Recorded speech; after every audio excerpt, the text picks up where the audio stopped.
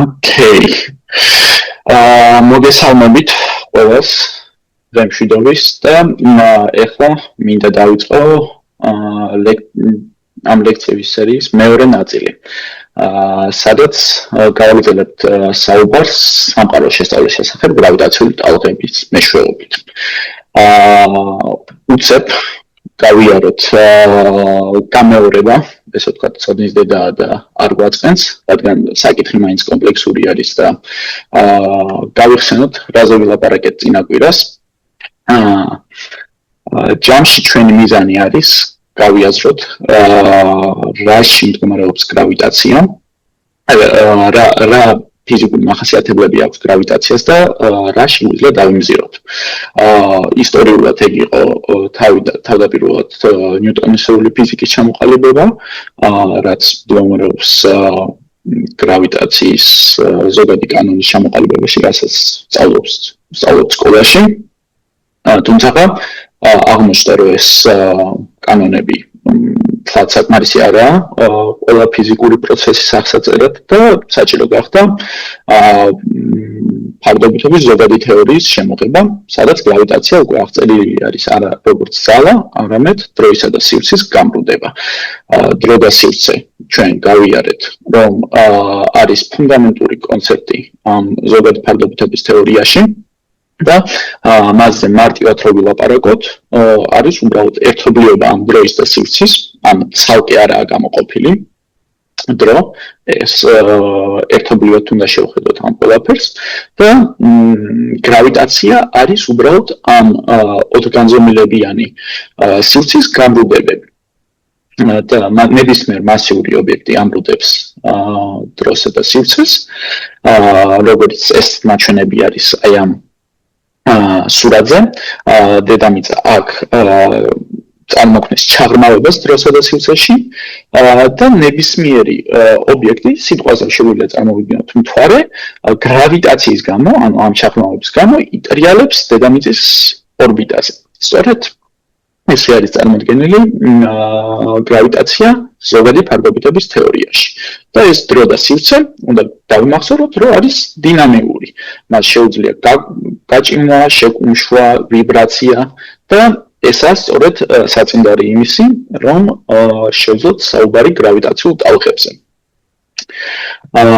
გრავიტაციული ტალღები მოგეხსენება წარმოიქმნება დროის და სივრცის შეშფოთებების მიერ, შეშფოთებებით და ჩვენ უნდა ვიფიქროთ ამ შეშფოთებებზე, როგორც უბრალოდ მანძილის წაგრძელება ორ ფიზიკურ წერტილს შორის. ეს გრავიტაციული ტალღა მართლაც ჩვენ ჩვეულებრივ წარმოდგენას მანძილის დარგვის შესახებ, რასაც სკოლაში სწავლობთ პითაგორის თეორემის მეშვეობით, თუ გეტყვით ორი წერტილის კოორდინატებს და მათ შორის მანძილის დათვლა გვენდომება, ჩვენ უბრალოდ გამოვყენებთ პითაგორას თეორემას. დავუთვლით წამოშლებას x ღერძის გასწვრივ, y ღერძის გასწვრივ და ამ მანძილს დავუთვლით a კვადრატი პლუს b კვადრატის გამოყენებით. შეშფოთებების შემთხვევაში კიდე თვითონ აი ეს საკოორდინატო სიბრტყე უნდა წარმოვიდგინოთ, რომ არის შეშფოთებული. და ეს კანონი რითიც ვზომავთ მანძილს წერტილებს შორის, იცვლება. სწორედ ესეთი ეფექტი აქვს გრავიტაციულ ტალღებს. შეგახსენებთ, რომ ეს ეფექტი, ვთქვით, მდგომარეობს იმაში, რომ ერთი მიმართულებით მანძილი შეიკუმშება, ხოლო მეორე მიმართულებით ის გაიჭიმება.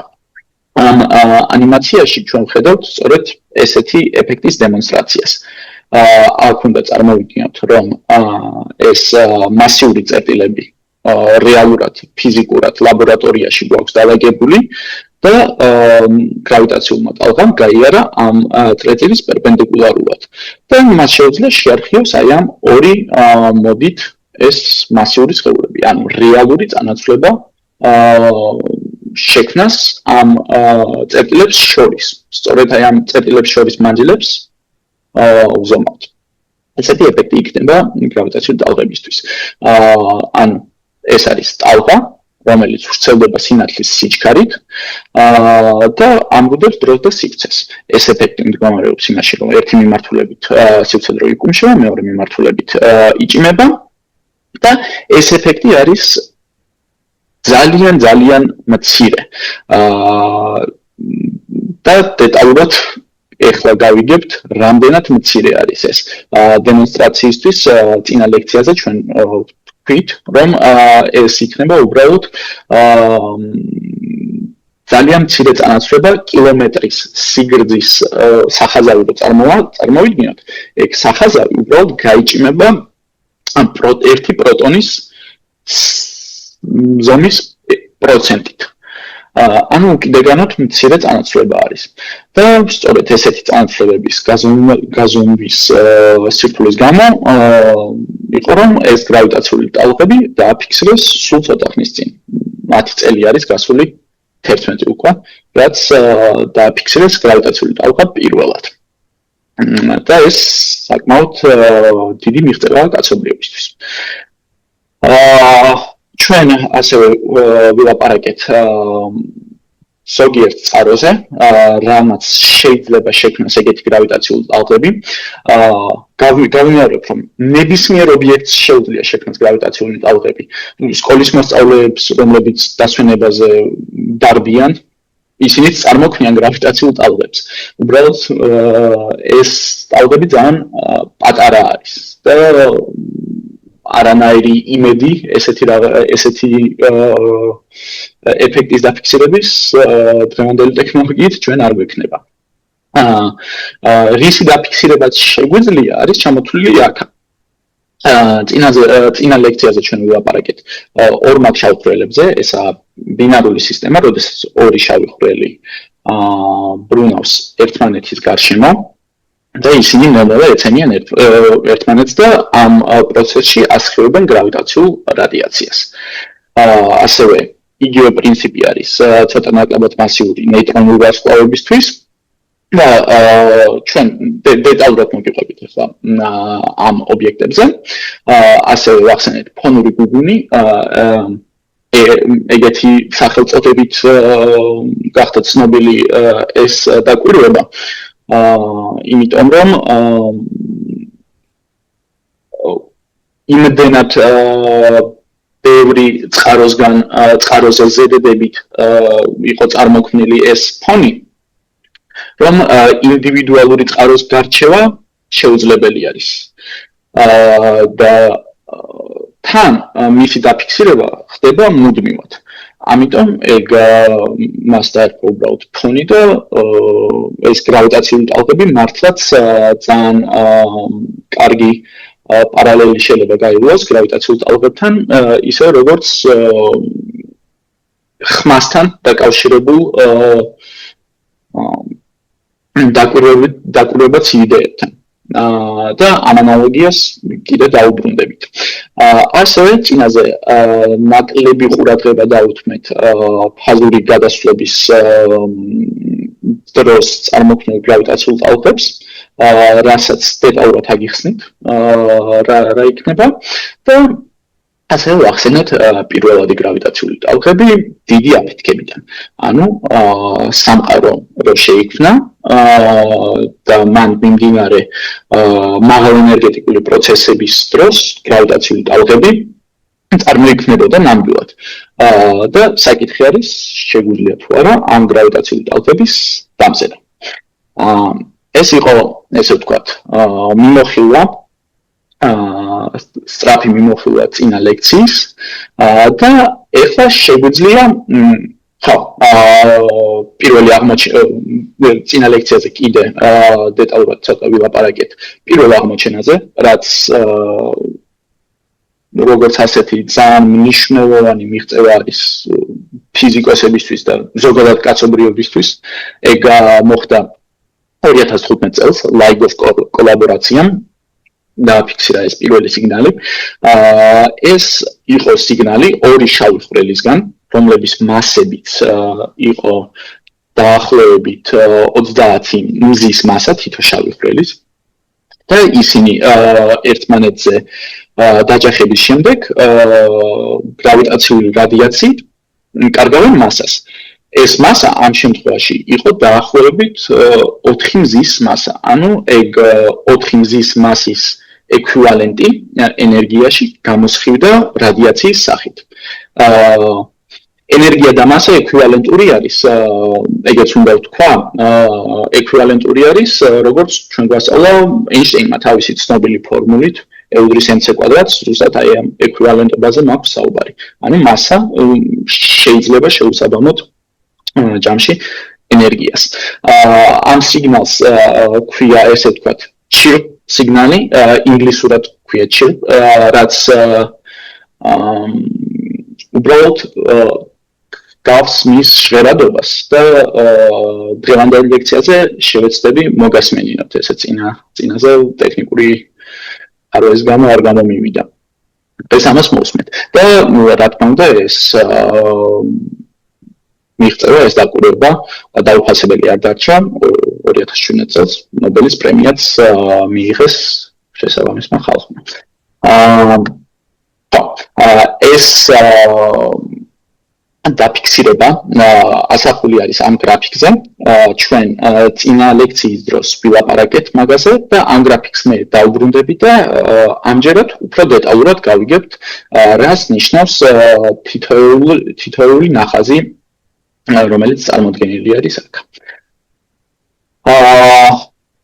თვითონ დაფიქსირების მეთოდი, რომელიც ასევე უფრო დეტალურად იქნება განხილული ახლა, მდგომარეობს ინტერფერომეტრიაში. ინტერფერომეტრის აზრი მდგომარეობს იმაში, რომ ჩვენ გვაქვს ლაზერის სხივი, რომელიც მიდის ორ მხარში და ბრუნდება უკან იმ პირობით, რომ თუ ორივე მხარი არის ზუსტად კალიბრირებული და აქვთ ერთ და იგივე სიგრძე, ეს ლაზერის სხივი დაბრუნდება უკან აბსოლუტურად ერთსა და იმავე ფაზაში და ჩვენ მივიღებთ ინტერფერენციულ ზედდებას, ისე რომ ეს ტალღები ერთმანეთს გააქრობს და შესაბამისად სიგნალი არანაირი არ იქნება.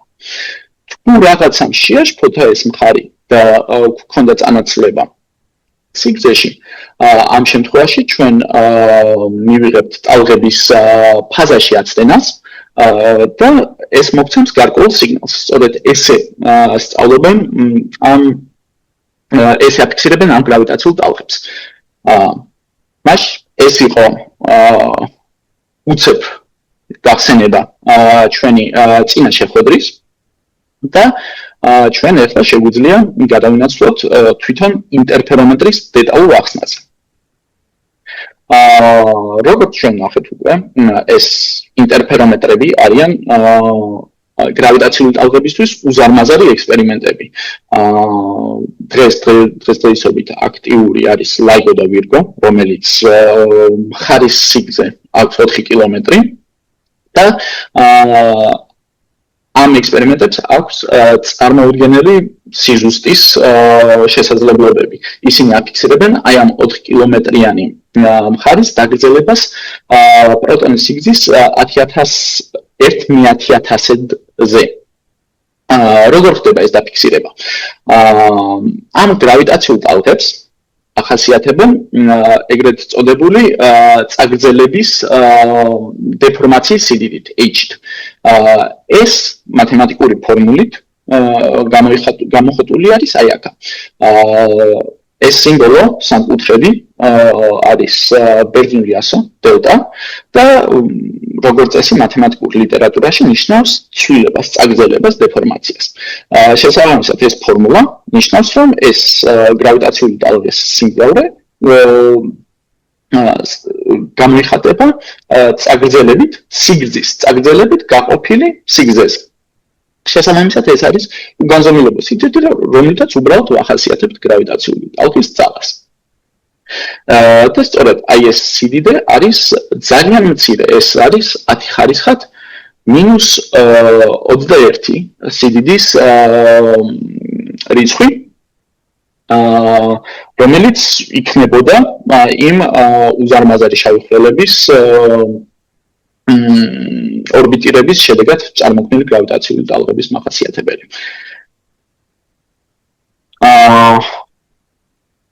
ეგ ინტერფერომეტრი არ არის ახალი გამოგონება, ის არსებობს უკვე და ფიზიკოსები მას აქტიურად იყენებენ 100 წელზე დიდი ხნის განმავლობაში. ამ ვიდეოში მინდა განახოთ მოკლე დემონსტრაცია თუ როგორ ხდება დეტალურად ამ ინტერფერომეტრის გამოყენება. ეს არის, შეგვიძლია ვნახოთ ლაზერული სისტემა, რომელიც ამ დემონსტრაციაში არის ძალიან პატარა,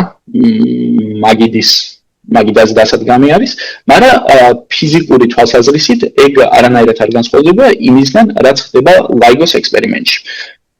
ამ დემონსტრაციაში ჩვენ ვხედავთ, რომ ლაზერი გამოუშვებს შუქს და ეს შუქი გაიყოფა სარკეში, ერთი ლაზერი გაიყოფა ორ ნაწილად.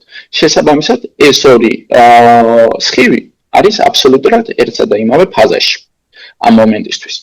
და ისინი აგრძელებენ თავის მსვლელობას ამ დეტექტორში, უკან აირეკლებიან და ბრუნდებიან ისევ ამ სარკეში და ისინი იქნებიან ერთსა და იმავე ფაზაში. ლაზერი არის სინათლე, რაც ჩვენ ვიცით, რომ შეიძლება აღიწეროს ელექტრომაგნიტური ტალღის მეშვეობით. ელექტრომაგნიტური ტალღა კიდე არის უბრალოდ ეს დემონსტრირებული არის აქ, როგორც ეს ტრიგონომეტრიული ფუნქცია ჯამში. და ეს ტრიგონომეტრიული ფუნქცია ორივე ლაზერისთვის არის ერთსა და იმავე ფაზაში. ერთსა და იმავე ფაზაში ყოფნა ნიშნავს, რომ პიკები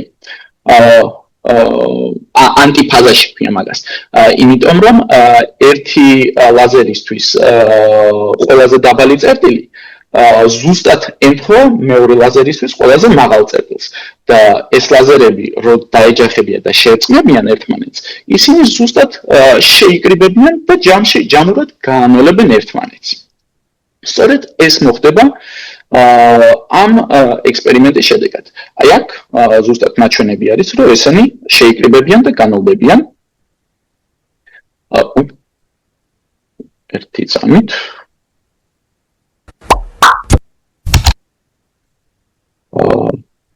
უკაცრავთ.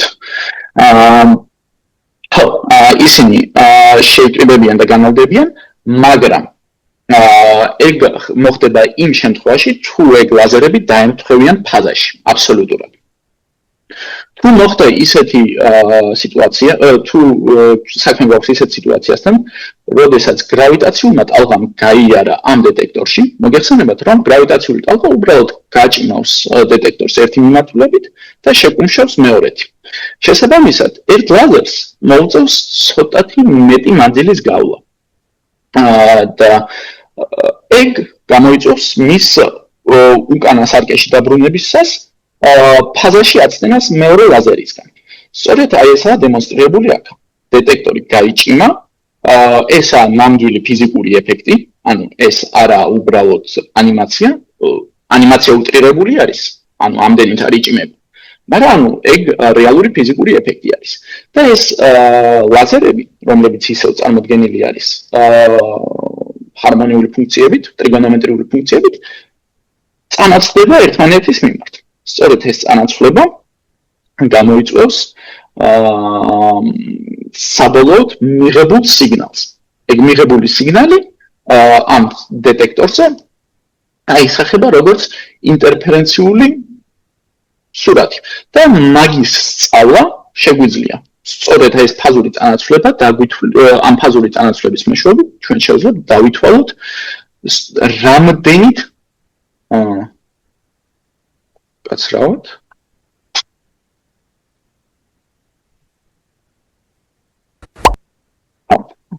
სწორედ რამდენით წანაცვლდება წაგრძელდა ჩვენი დეტექტორი. ესა ინტერფერომეტრის მექანიზმი. ზავად მურმან ერთი წუთი შევჭრებით. ამას ხელოვნურად ვაკეთებთ თუ ექსპერიმენტის ანუ ექსპერიმენტლობისას ხელოვნურად წავაგრძელებთ ერთ-ერთ მხარეს, ხო? აი ნამდვილი ექსპერიმენტი, რაზეც მე მინდა ვისაუბრო, არის აი ეს LIGO ქვია ამ ექსპერიმენტს. და ეს არის ორი ლაბორატორია არის LIGOS ორი ლაბორატორია არის ამერიკის ორ სხვადასხვა შტატში, ამერიკის სხვადასხვა კუთხეებში და ეს დეტექტორი მართლა გაიჭიმება. ჩვენ მაგას არ ვაკონტროლებთ. ეგ დეტექტორი გაიჭიმება იმ შემთხვევაში, თუ ჩამოიulis სადღაც კოსმოსიდან წამოსული გრავიტაციული ტალღა. ამ შემთხვევაში ეგ გრავიტაციული ტალღა წარმოქმნილი არის მასიური შავი ხვრელების ერთმანეთის გარშემო ბრუნვისას, ისინი იწვევენ ამ გრავიტაციულ რადიაციას, რომელიც აშფოთებს დროს და სივრცეს და შესაბამისად აქვს აი ესეთი ეფექტი, აი ამ ანიმაციაზე როგორც არის ნაჩვენები. აქ უნდა წარმოიდგინოთ, რომ ერთი მხარე არის აი აქ დეტექტორის ერთი მხარე არის ამ მიმართულებით, ხოლო მეორე პერპენდიკულარულად და ერთი მხარე შეიკუმშება, მეორე გაიჭიმება.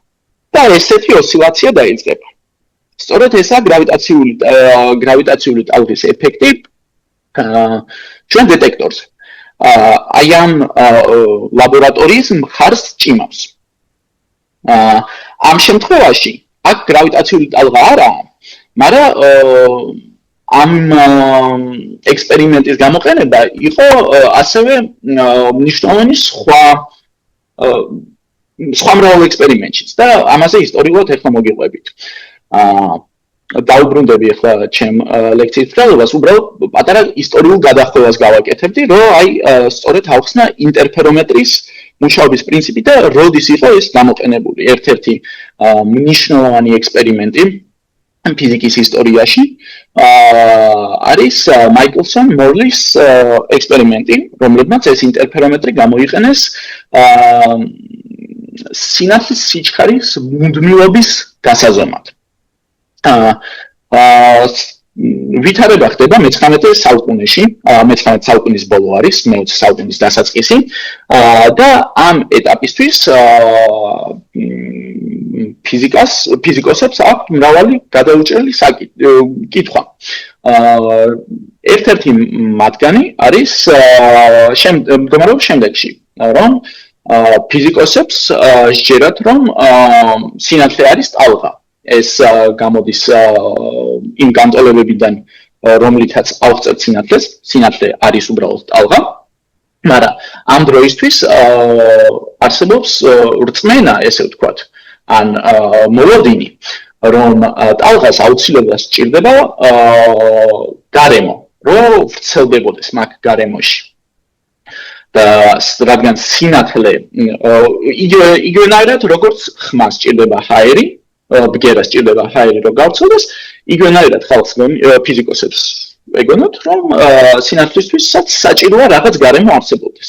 და ეს ბადებს ესეთ თეორიას, როგორც არის ეთერი, რომ მთელი სამყარო არის შევსებული ამ ეთერით და სინათლე უბრალოდ არის შეშფოთებები ამ ეთერში, ანუ ის ვრცელდება. ვრცელდება მაგ ეთერის გარემოს შეშფოთებით. მაიკლსონმა და მორლიმ გადაწყვიტეს ექსპერიმენტულად შემოწმებინათ, მართალი არის თუ არა ეგ თეორია. ამ ექსპერიმენტის იდეა მდგომარეობს იმაში, რომ დედამიწა, რომელიც მოძრაობს ეთერისგან დამოუკიდებლად, და იმიტომ რომ დედამიწა მატერია არის უბრალოდ და არა ეთერი, და მოძრაობს მზის გარშემო ეთერისგან დამოუკიდებლად, გამოიწვევს იგივენაირ ეფექტს სინათლეზე, როგორც სიტყვაზე მდინარე. წარმოიდგინეთ, რომ თუ ხართ მდინარეში და მიდიხართ მდინარის დინების მიმართულებით. თქვენ ის რა მიცურავთ. მდინარის სიჩქარე მიემატება თქვენ სიჩქარეს. ხოლო თუ მიცურავთ საპირისპიროდ გამოაკლდება. და ანუ იგივენაირად შეგვიძლია წარმოვიდგინოთ სიტუაცია, სადაც დედამიწა მოძრაობს მზის გარშემო ეთერის სივრცეში, მაგრამ ანალოგიურად ფარდობითობიდან გამომდინარე შეგვიძლია წარმოვიდგინოთ, რომ დედამიწა არის გაჩერებული და ეთერი მოედინება საპირისპირო მიმართულებით. ეგ ორივე სიტუაცია ექვივალენტური უნდა იყოს ფიზიკური კანონებიდან გამომდინარე. შესაბამისად, თუ ეთერს გააჩნია რაღაც დინება და სინათლე ვრცელდება ეთერში, იგივენაირად როგორც მდინარის სიჩქარე მიემატება მცურავს, ისე უნდა მიემატოს ეთერის დინების სიჩქარე სინათლეს. სწორედ ეს იყო იდეა და ამისთვის მათ გამოიყენეს სწორედ იგივე ამან დაბადა ინტერფერომეტრის აზრი. თუ ამ შემთხვევაში გრავიტაციული ტალღა წარმოვიდგინოთ, რომ არ არსებობს, არ საუბრობთ გრავიტაციულ ტალღაზე, უბრალოდ სინათლე, ანუ ლაზერი უნდა გავრცელდეს და თუ ეთერის დინება აქეთაა, ამ ლაზერის გასწვრივ, ამ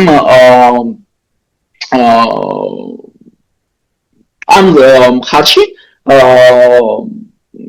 ლაზერმა უფრო ჩქარა უნდა გაიაროს და შესაბამისად უნდა მივიღოთ ჯამურად ინტერფერენციული სურათი, როდესაც ლაზერი გაბრუნდება. იმისგან გამომდინარე, რომ ეგ სინათლე ვრცელდება, ესე ვთქვათ, მაგ ეთერში. ეს იყო იდეა ამ ექსპერიმენტის და ამ ექსპერიმენტის ძალიან ზუსტად ჩატარების შემდეგ მაიკლსონმა და მორლიმ აღმოაჩინეს, რომ უცნაურია, მაგრამ ესე არ ხდება. არანაირი ინტერფერენციული სურათი არ მიიღეს. შესაბამისად, ეს ნიშნავს, რომ ლაზერი აბსოლუტურად ერთნაირად გავრცელდა ორივე მიმართულებით.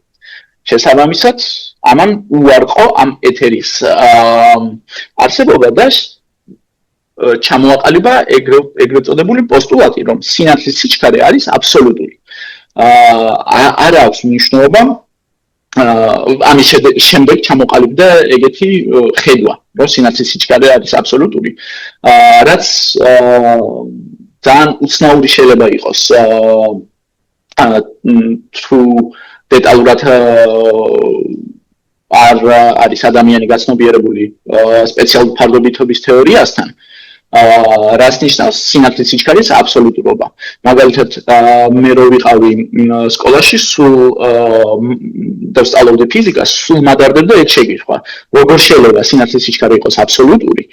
თუ აი სიტყვაზე წარმოვიდგენ ექსპერიმენტს, რომ ორი ადამიანი მირბის ერთმანეთისკენ და მეორემ გამოანათა ფანარი, ან გამოუშვა ლაზერი. არ დაინახავს ეს ადამიანი, რომ სინათლე მაგასთან მოვიდა, სინათლის სიჩქარით პლუს ამ მორბენალის სიჩქარით. ეს ძალიან მადარდება, ეს საკითხი მე ძალიან მადარდება სკოლაში და საბოლოოდ გადავჭერი, როდესაც გადავწყვიტე წამეკითხა, რატო იყო სინათლის სიჩქარე აბსოლუტური და ვისწავლე ზოგადი ფარდობითობის თეორია. ამ შეკითხვას ეხლა მე პასუხს არ გავცემ, მაგრამ თუ დაინტერესებულები იქნებით, შემიძლია მაგაზეც გესაუბროთ. შესაბამისად, ეს იყო პატარა ისტორიული გადახვევა, საიდან არის ინტერფერომეტრის იდეა. ეგ იდეა არ არის ახალი, ეგ იყო გამოყენებული სხვა ექსპერიმენტებშიც, მაგრამ ჩვენ ეხლა, ესე ვთქვათ, ახალი კუთხიდან მივდექით მაგ საკითხს და შევხედეთ მაგას გრავიტაციული ტალღების კონტექსტში. შესაბამისად, ადრე მაშინ მაიკლსონ და მორლი ზომავდნენ ინტერფერომეტრით სინათლის სიჩქარეს. ეხლა კიდე ჩვენ ვზომავთ სივრცესა და დროის გამრუდებას. ჯამში ეგ ექსპერიმენტი ძალიან მნიშვნელოვანი დადასტურებაა ორივე ექსპერიმენტმა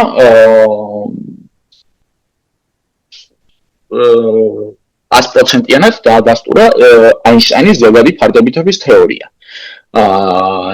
რომ ეგ პოსტულატები მართლაც გამომდინარეობს რეალურ სამყაროში. რეალურ სამყაროს დამზერვადის იდეები მართლაც ექვემდებარება აინშტაინის ფარდობითობის თეორიას. მას ინტერფერომეტრის მეშვეობით ჩვენ ვზომავთ გრავიტაციულ ტალღებს. ჩვენ შეგვიძლია აი ამ ფაზური წანაცვლებების შესწავლის მეშვეობით გავზომოთ რეალური წანაცვლებები ჩვენ ინტერფერომეტრში. შემდეგი შეკითხვა ბუნებრივი არის, იბადება, რომ კაი, დავუშვათ, ეგ ყველაფერი დავიჯერეთ, რომ ჩვენ შეგვიძლია გავზომოთ რაღაც წანაცვლებები გრავიტაციული ტალღისგან. რა ინფორმაციის და გავზომეთ ეგ გრავიტაციული ძალა. როგორ უნდა გავიგოთ ეგ ინფორმაცია, როგორ უნდა ამოვიღოთ ეგ ინფორმაცია ჩვენი ანაზომიდან რეალურ ფიზიკურ პროცესზე. როგორ უნდა გავიგოთ რა ობიექტებისგან წამოსული გრავიტაციული ტალღა დავამზირათ ჩვენ. 2015 წელს, როგორც გითხარით, იყო პირველი დაფიქსირება გრავიტაციული ტალღის. ეს აღბეჭდილი ამ გრაფიკზე. ამ გრაფიკზე დეტალურად შეგვიძლია შევხედოთ ორ სვეტს.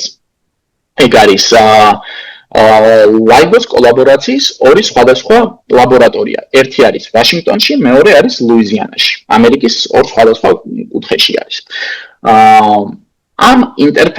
ამ ექსპერიმენტებმა დააფიქსირეს შემდეგი სიგნალი.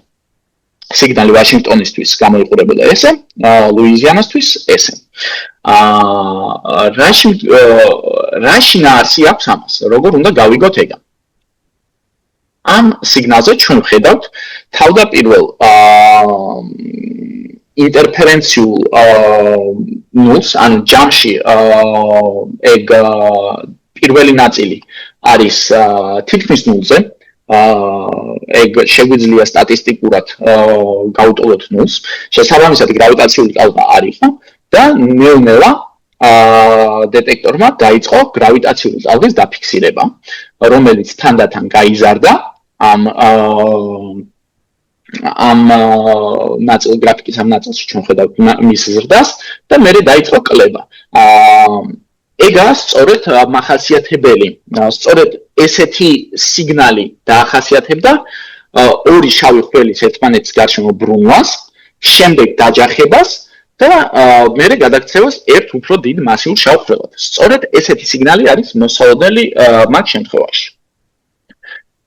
რატო გჭირდება ორი დეტექტორი? იმიტომ რომ მე კი გაჩვენეთ ინტერფერომეტრიის ლამაზი ანიმაციები და ექსპერიმენტი თეორიულ დონეზე ავხსენით. მაგრამ სინამდვილეში ეგ ექსპერიმენტი არის ძალიან რთული ჩასატარებელი. იმის გამო რომ მას გააჩნია ძალიან ბევრი ცდომილებები და ეგრეთ წოდებული ხმაურის წყარო. ხმაური შეიძლება იყოს ნებისმიერი რაღაცა, რაც კი შეარხევს ამ დეტექტორს, ან სარკეს, რომლიდანაც ფოტონი აირეკლება. ამისთვის, რომ ასეთი ხმაურის წყაროს მინიმიზაციისთვის ძალიან ბევრი მაღალ ტექნოლოგიური ნაბიჯიცაა გადადგმული. ძალიან კარგი ამორტიზატორები აქვთ, ესე ვთქვათ, მაგ სარკეებს, მაგრამ იმის გამო რომ გრავიტაციული ტალღები ამდენად მცირე ეფექტებზე მოქმედებს, ხმაური შეიძლება იყოს იმის გამო გამოწვეული, რომ თვითონ ფოტონი ეჯახება სარკეს და მაგის გამო არხევს. ანუ ესეთი დონის ხმაურზეც არის, ხმაურის დათვალისწინებაზეც არის საუბარი. მაშინ რა შეგვჭირდება მეორე დეტექტორი? ეგ ხმაური იქნება დამოუკიდებელი, განსხვავებული წარმოშობის დეტექტორისთვის ვაშინგტონში და დეტექტორისთვის ლუიზიანაში. შესაბამისად, თუ ჩვენ დავაფიქსირეთ სიგნალი ორივეში ერთდროულად და შეგვიძლია უფრო დიდი სიზუსტით გამოვრიცხოთ ხმაური, შემთხვევითი წანაცვლება. იმიტომ რომ სწორედ ერთნაირ სიგნალს მხოლოდ ერთნაირი ფიზიკური პროცესი მოგცემდა, რაც უკვე ხმაური არა.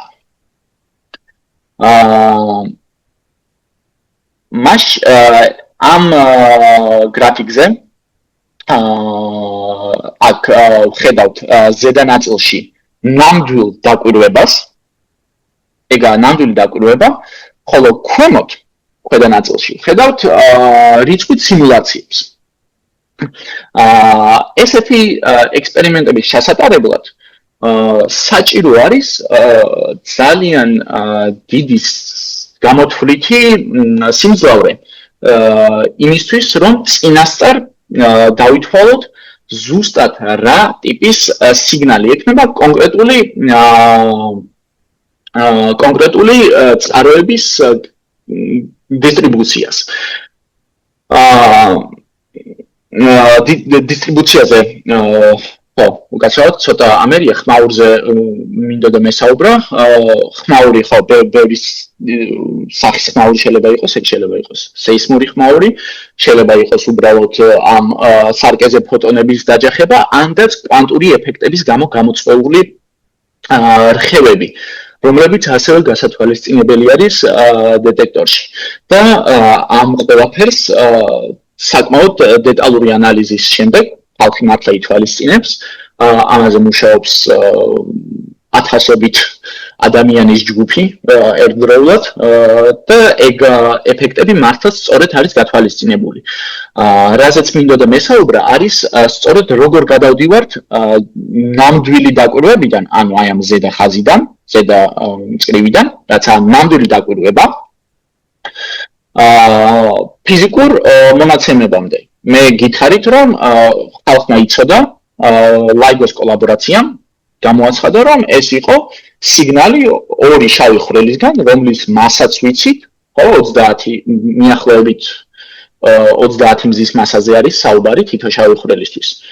მიახლოებით მე ვამბობ, ზუსტი რიცხვი, გაცილებით ზუსტი რიცხვიც ცნობილი არის. ამ ნაბიჯის გადასადგმელად ჩატარებული არის უზარმაზარი რიცხვით გამოთვლები. ამ გრაფიკზე ჩვენ ვხედავთ ორ ღერძს, x ღერძის გასწვრივ არის ერთი ობიექტის მასა, y ღერძის გასწვრივ არის მეორე ობიექტის მასა. და რა ხდება სინამდვილეში? LIGO-s კოლაბორაციები მართლაც იღებენ და ატარებენ უზარმაზარ რიცხვით გამოთვლებს ამ ზოგადი ფარდობითობის სრულ ანალიზს რიცხვითად. ყველა სხვადასხვა წყვილ მასისთვის, ხო? შეიძლება აიღო ხო, და x ღერძი ორივე ღერძი არის ეგრეთ ვთქვათ ლოგარითმული შკალით. მეცნიერები ხშირად იყენებენ არაწრფივ შკალას, რომელსაც სკოლაში ხართ შეჩვეულები, არამედ ლოგარითმულ შკალას, რაც ნიშნავს, რომ ერთი და იგივე მანძილები უბრალოდ დაშორებული არის 10-ის რიგი. 10-ჯერ უფრო დიდი არის, ხო?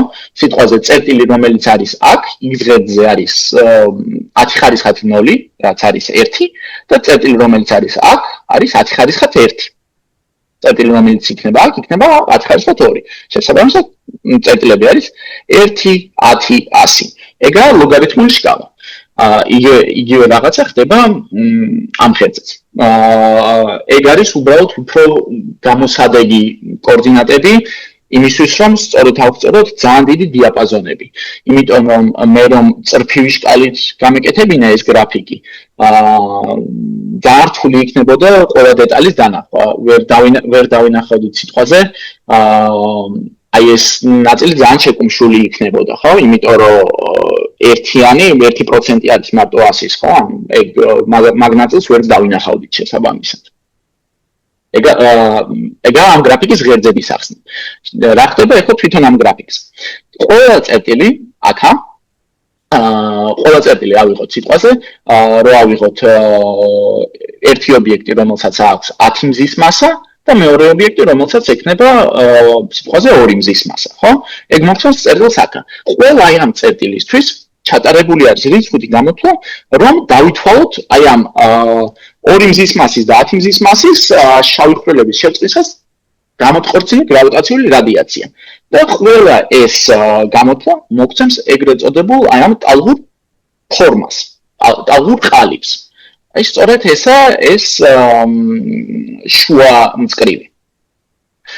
ამ ყალიბის მორგებით მე მონაცემებზე შეგვიძლია ზუსტად ვთქვათ, რომ აი ეს ორი შავი ხვრელი შეერწყა ერთმანეთს. სწორედ ესე გაკეთდა ეს გამოთვლა. ეს არის ის ყალიბი, რომელიც გამოყენებული არის ორი შავი ხვრელისთვის, რომლების მასაც არის 30 მზის მასის რიგის და ხედავთ, რომ ეს ორივე გრაფიკი ძალიან დიდი სიზუსტით სტატისტიკურად ერთმანეთისგან განურჩეველი არის. სწორედ ესაა აი ამ დეტექტირების მექანიზმი. აი ამ სიმულაციების გამოყენებით, რეალური მონაცემების ანალიზით და თეორიული წინასწარმეტყველებების ერთად შერწყმის შემდეგ ჩვენ შეგვიძლია ავიღოთ ეგ მონაცემები და პირდაპირ დავუკავშიროთ რეალურ ფიზიკურ დაკვირვებებს. ესა ეს მთელი პროცესი. ამ გრაფიკზეც კიდე ვიტყვი, რომ ფერებით უბრალოდ გამოსახული არის სხვადასხვა კლასის ობიექტები. მნიშვნელოვანი არის რომ ვთქვათ, რომ შავ ხვრელებზე მე კი ბევრჯერ ვახსენე, მაგრამ მნიშვნელოვანი არის რომ ვთქვათ, რომ შავ ხვრელები არის ფიზიკური ობიექტი.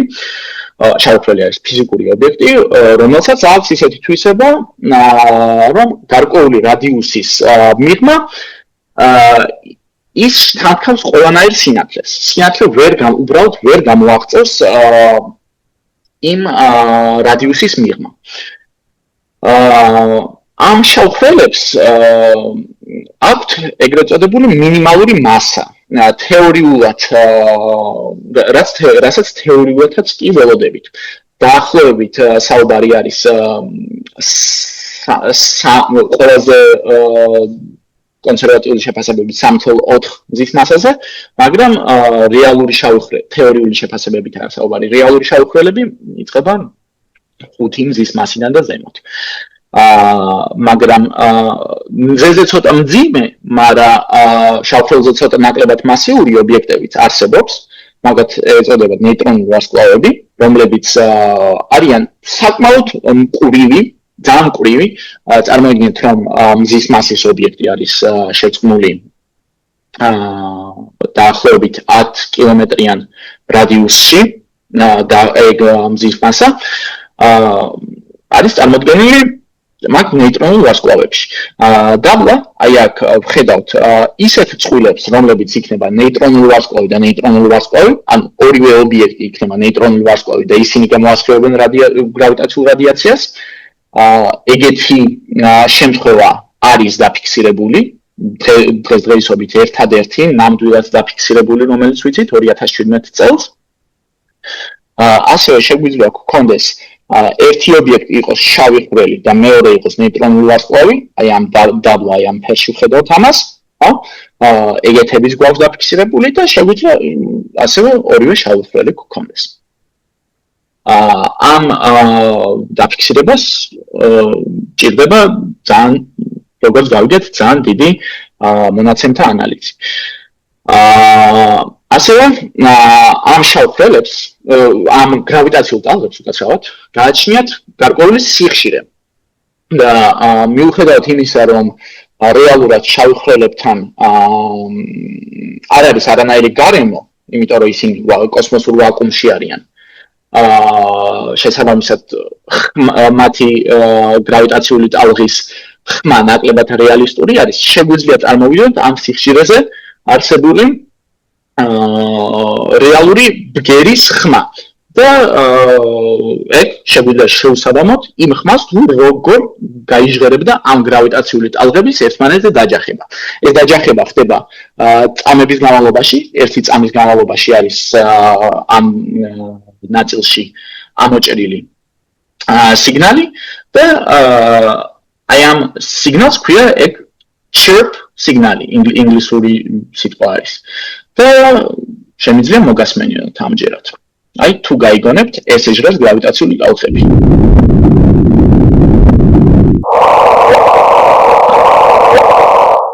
აი ბოლოში თუ გესმის პატარა წვეთის შავადნისავით ხმა, ესაა გრავიტაციული ტალღების ნამდვილი ჟღერადობა.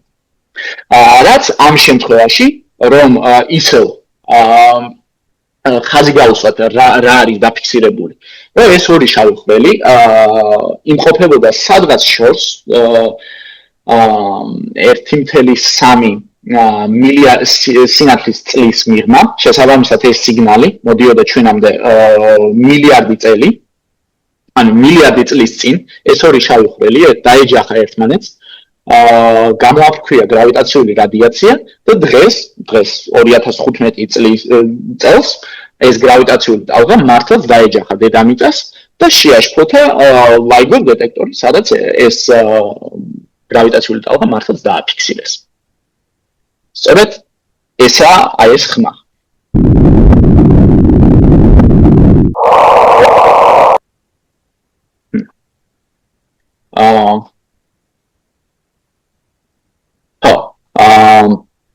ასევე ვიზუალიზაციისთვის შეგვიძლია წარმოვიდგინოთ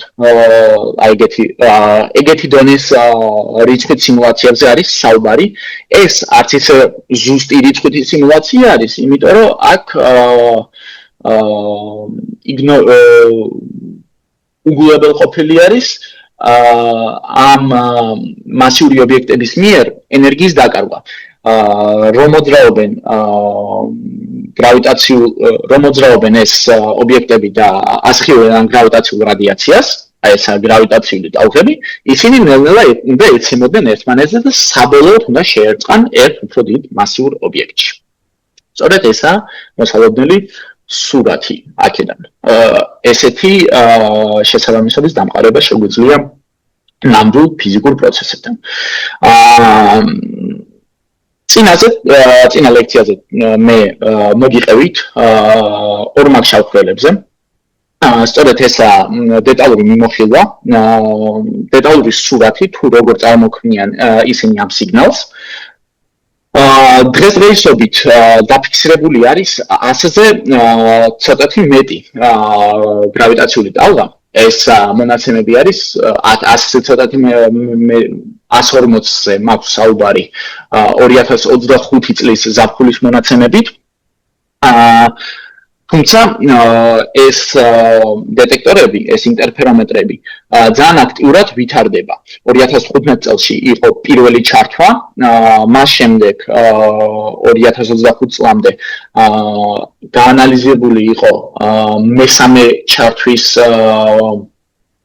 ჩათვლით ყველა მონაცემი, მაგ მონაცემთა ბაზაში იყო დაფიქსირებული 140-მდე გრავიტაციული ტალღა.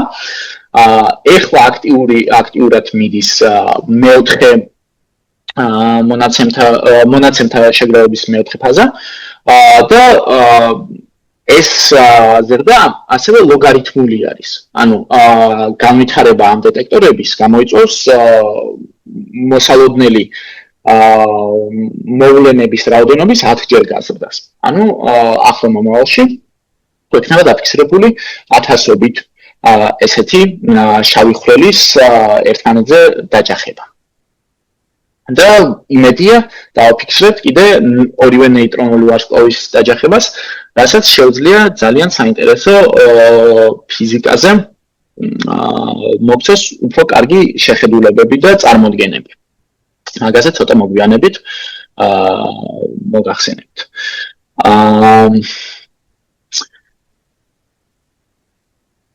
ერთი მნიშვნელოვანი დეტალი, რომელიც აქაა გამოსახული ამ დიაგრამის წასაკითხად, შეგვიძლია შევხედოთ მხოლოდ Y-ღერძს. X-ღერძი ამ შემთხვევაში დიდად მნიშვნელოვანი არაა.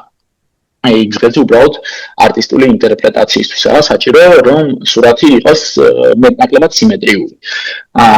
Y-ღერძზე გამოსახული არის შავი ხვრელების მასები. შესაბამისად აქ გვაქვს შავი ხვრელების ან ნეიტრონული ვარსკვლავების მასები. შესაბამისად აქ გვაქვს ორი მზის მასა, ერთეულები არის მზის მასა. ორი მზის მასა, ხუთი მზის მასა, 10, 20, 50, 100 და ასე შემდეგ. როგორც ხედავთ, დაბალ მასებში ჩვენ გვაქვს უფრო მეტი ნეიტრონული ვარსკვლავი, რომლებიც დაფიქსირებულები არიან, მაგრამ არაფერს არ არიან შერწყმულები. შერწყმის პროცედურა შეგვიძლია დავიმზიროთ აი ამ ისრებით. როდესაც ხედავთ აი ამ ლურჯ ფერად შეღებილ ობიექტებს, ეს ნიშნავს, რომ ეს ორი შავი ხვრელი დაეჯახა ერთმანეთს და შეერწყა უფრო მასიურ შავ ხვრელში. აი ამ შემთხვევაში ეს ორი გადაიქცა ამათ, ეს ორი გადაიქცა ამათ და ასე შემდეგ. აი აქაა ყველა დაფიქსირებული შავი ხვრელის წყვილი მონაცემთა მესამე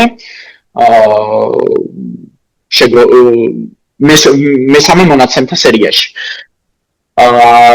ნიშნავანი დეტალი, რაც შეგვიძლია აქედანვე ამ სურათზე დაყრდნობით ვთქვათ, არის ის, რომ ჩვენ არ ვხედავთ ყველა ტიპის შერწყმას, ყველა მასის შავი ხვრელი არ ერწყმის ერთმანეთს. ჩვენ ვხედავთ, რომ შავი ხვრელები არსებობენ მაგაზე მასიურიც, მაგრამ ეგ მასები უბრალოდ ვერ მოხვდება LIGO-s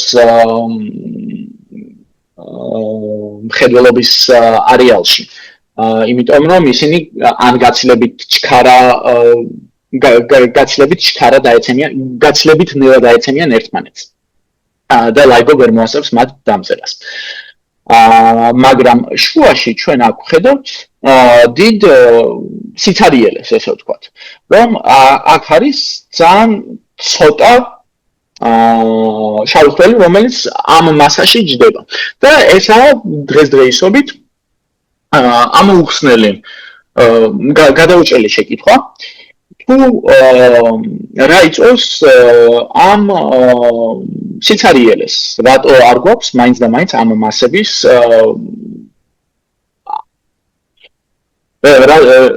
რატო არ ეწმიან შავი ხვრელები და ვღებულობთ ესეთ მასებს მაგის შედეგად. მაგაზე მიდის დღესდღეობით აქტიური მუშაობა და ლამის ყოველკვირა გამოდის ახალი ჰიპოთეზა ან შემოთავაზება, თუ როგორ შეიძლება აიხსნას ეს ნაკლებობა. აქ როგორ შეგვიძლია ვქნათ ეხლა შემიძლია შევისვენოთ და აზრობრივად ალბათ სწორედ იქნება, რომ შემდეგ ნაწილს უკვე შემდეგ საათზე გავაგრძელებ. არ იქნება ეგ პრობლემა. ვისვენოთ და შემდეგ განვაგრძოთ უკვე. და ხო, თუ შეკითხვები გაქვთ რამე, მომაგერიდოთ, შეგვიძლია დასვათ ეხლავე ეგ შეკითხვები. სიამოვნებით გაგცემთ ყველაფერს პასუხს. შეიძლება აი 1-2 სლაიდის უკან დაბრუნდეთ, სადაც თქვენ თქვით, რომ შავი ხვრელები, აი სადაც ეწერა, კიდე რომ დაბრუნდეთ უკან. აი აქ, აი რაც გიწერიათ დამშვიდება. ცოტა წინ. ბოდიში ცოტა ისა დაგვიანება არის და აქ დამშვიდება. აი აქ ხო, დამშვიდება რო გიწერიათ, ახალი შავი ხვრელიო მცირე ხნის შემდეგ სანამ დასტაბილურდება. ანუ სტაბილური როცა ხდება, გრავიტაციული ტალღა მაინც ექნება, ხო? ხო, სწორედ ხდება. თუ რა იგულისხმება აქ დასტაბილურდება, ანუ რა შემდეგ? ძალიან მნიშვნელოვანი შეკითხვა არის, ნამდვილად ძალიან მნიშვნელოვანი არის იმ თვალსაზრისით, რომ რეალური ფიზიკური ინფორმაციას ატარებს. სიტუაცია როგორც ხდება, წარმოვიდგინოთ, რომ არის ორი შავი ხვრელი, რომელიც არის იდეალური სფერო. წარმოვიდგინოთ, რომ დროებით არის იდეალური სფერო და ჩავთოთ, ესე ვთქვათ, ჩვენი სიმულაცია. იმის გამო, რომ ესენი ერთმანეთს ეკაჩებიან გრავიტაციულად, ისინი გაწევავენ ერთმანეთს ცოტა. ანუ ეგ გრავიტაციული ტალღა აღარ იქნება იდეალური შავი ხვრელი, აღარ იქნება იდეალურად სფერული. ისინი რო დაიწყებენ ერთმანეთის გარშემო ბრუნვას, ნელ-ნელა დაკარგავენ ენერგიას და საბოლოოდ დაეჯახებიან ერთმანეთს. რო დაეჯახებიან, ისინი შეერწყმებიან ერთმანეთს და ეს დიდი შავი ხვრელი იქნება თავიდან ასიმეტრიული. არ იქნება სფერული სიმეტრია, იქნება ამობურცულობები, მთები და ანუ ამობურცული იქნება გარკვეული მხრებიდან, ხო? იმის გამო, რომ გრავიტაციულ ტალღებს მაინც და მაინც ესაჭიროებათ წარმოებისთვის, მაინც და მაინც ესაჭიროებათ ექსფერული ასიმეტრია. თუ ჩვენ გვაქვს აბსოლუტურად სფერულად სიმეტრიული ერთი შავი ხვრელი, რამდენიც არ უნდა ვატრიალოთ ის გრავიტაციულ ტალღებს ვერ წარმოქმნის. თუ მას ექნება პატარა ბორცვი, რაც დაარღვევს სფერულ სიმეტრიას, ანუ გამობურცული იქნება ერთ მხარეს და ეს იტრიალებს. ამ შემთხვევაში გრავიტაციული რადიაცია მართლაც წარმოიქმნება. და ეს გრავიტაციული რადიაცია ნელ-ნელა წაართმევს ამ შავ ხვრელს ენერგიას, შესაბამისად მასას და ის ნელ-ნელა, ესე ვთქვათ, ხახუნს გავს ეს პროცესი. ხახუნის გამო გაჩერდება ერთ ადგილას. შეიძლება კონდეს პატარა ბრუნი, სპინი, ესე ვთქვათ. მაგრამ ის იქნება სფერულად სიმეტრიული და შესაბამისად აღარ წარმოქმნის გრავიტაციულ რადიაციას, ეს იქნება მისი საბოლოო სტადია. სწორედ ამ გრაფიკში ეს ნაწილი ამ პროცესს აღწევს ეს გრაფიკი, აქ რასაც ვხედავთ, დაბლო რო შევხედოთ, ხო? თავიდან ეს გრავიტაციული ტალღა თითქმის არაა, თითქმის ნულზე არის. ნელ-ნელა ვხედავთ როგორ იმატებს, ანუ ეს შავი ხვრელები ერთმანეთს ერწყმის უკვე ნელ-ნელა. აქ მაქსიმუმ პიკს აღწევს, როდესაც ისინი ძალიან სწრაფად ბრუნავენ, დაახლოებით აქ რო ვთქვათ, მზის მასები ერთმანეთის გარშემო ბრუნავენ რაღაც წამზე ნაკლები სიხშირით, ხო? ანუ წამზე ნაკლები პერიოდით. უზარმაზარი ენერგია გამოიყოფა მაგ პერიოდში და საბოლოოდ ისინი შეერწყნენ ერთმანეთს. პიკური სიგნალი იწყებს კლებას, მაგრამ ჩვენ ხედავთ, რომ აქ სიგნალი მაინც გვაქვს. სწორედ ესაა ის სიგნალი, რომ ეს მიღებული დიდი შავი ხვრელი ბრუნავს და ნელ-ნელა მშვიდდება, დამშვიდების პროცესში არის. ამას ინგლისურად ring down ქვია. დაწყნარების პროცესი არის, რომელიც ნელ-ნელა მიილევა. და საბოლოოდ ეგრევე ვთქვათ, გაჩერდება იმ დონეზე, რომ აღარ ასხივებს გრავიტაციულ ტალღებს. ანუ თქვენ იმის თქმას ცდილობთ, რომ მე იდეალური სფერო გახდება, ხო? ანუ ეს ამობურცვები აღარ ექნება და პრაქტიკულად შეუმჩნეველი გამოდის, ეგრე გამოდის, ანუ შეუმჩნეველია? გრავიტაციულ ტალღებს აღარ ასხივებს. კი, ნამდვილად მეც აღარ ასხივებს მაგ პროცესის შემდეგ. კი ბატონო, და ჩვენ რო ვთქვით, რომ ნებისმიერი სხეული, რომელიც მძიმეა, იწვევს სივრცის ჩაღუნვას, ხო? ხო? ანუ შავი ხვრელიც მაგას იწვევს, არა? დიახ. ჩვეულებრივად. ანუ დედამიწის შემთხვევაში როგორ არის? ის ხომ არ არის იდეალური სფერო, გეოიდია. აქედან გამომდინარე, დედამიწაც ამ გრავიტაციულ ტალღებსაც შექმნის? კი ბატონო, კი. ნებისმიერი მასა, აბსოლუტურად ნებისმიერი მასა. მე რო დავდგე და ეხლა ხელებს ვიქნებ, ხო? აქ წარმოვქნი მე გრავიტაციულ ტალღებს, ნამდვილად. უბრალოდ ეგ გრავიტაციული ტალღები იმდენად შეუმჩნეველია, ხო? პატარა არის, რომ პრაქტიკულად არ ფიქსირდება, პრაქტიკულად კი არ საერთოდ არ ფიქსირდება. საერთოდ ვერ დაფიქსირდება, ხო? კი, ამაზე ვლაპარაკობთ, ხო? ამაზე არის საუბარი, დიახ. და დედამიწის მასაც კი იმდენად მცირე არის, დედამიწის მასა არის თითქმის არ მახსოვს რიცხვი, 7-ჯერ მგონი ნაკლები მზის მასაზე. ანუ 10 მილიონჯერ ნაკლები არის მზის მასაზე, ხო?